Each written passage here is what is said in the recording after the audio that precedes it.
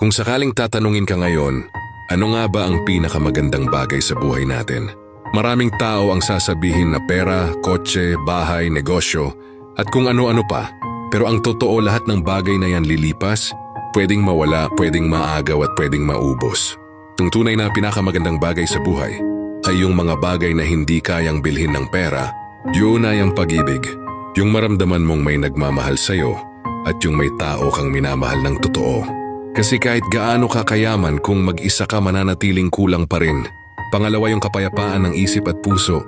Yung natutulog ka ng walang mabigat na dinadala, walang kasalanang iniiwasan at wala kang iniinggitang tao.